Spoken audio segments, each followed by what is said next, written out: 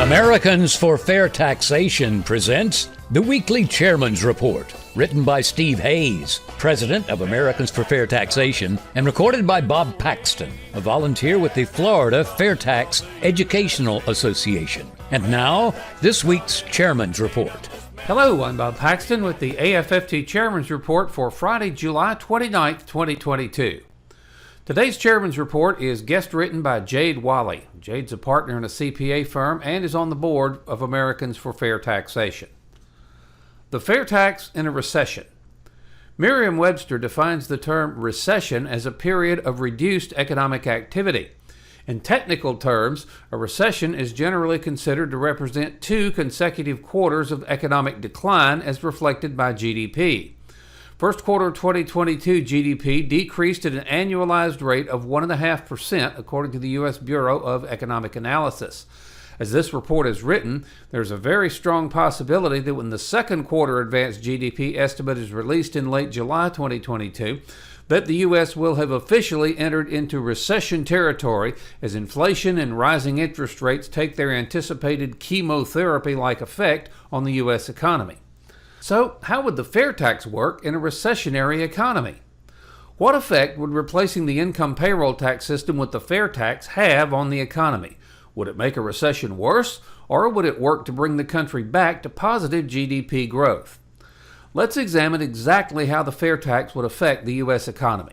First, working men and women would keep their entire paychecks with zero federal, Social Security, or Medicare tax withholdings. This equates to more money in your pocket. Second, every legal U.S. household will receive the fair tax prebate, meaning that no one will pay sales tax on life's primary necessities. Again, more money in your pocket.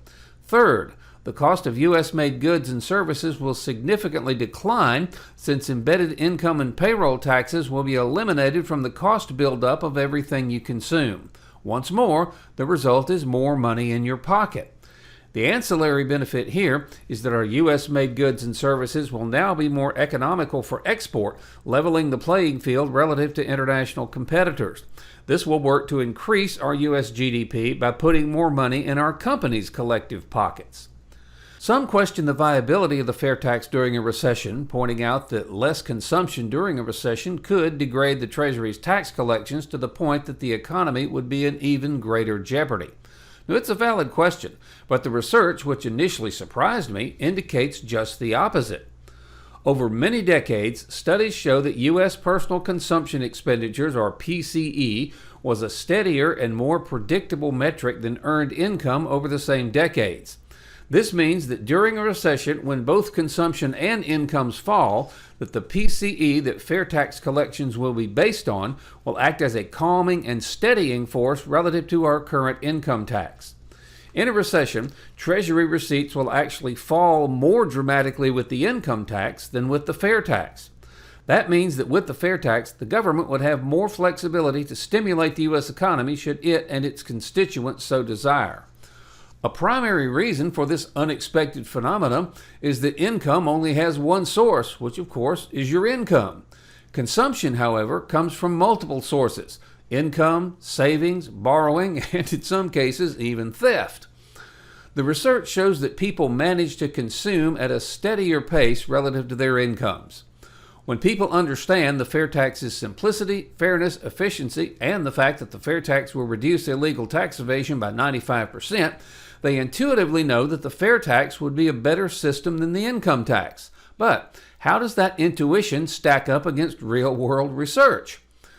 Americans for Fair Taxation has spent millions in grassroots research with some of the country's most well-known and respected economists.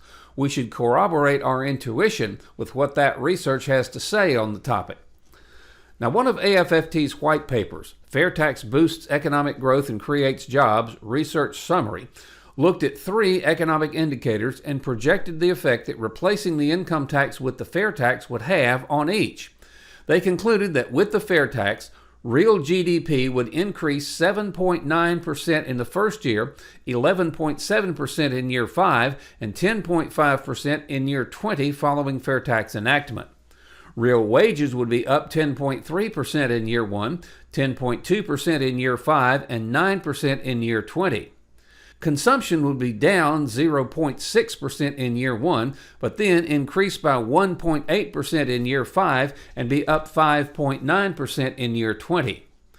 Now, given today's tumultuous political environment where people ebb and flow with the feelings and emotions of the moment, it's almost refreshing to have something so empirically sound and so well researched and so quantifiably calculable as to how the fair tax would affect the U.S. economy.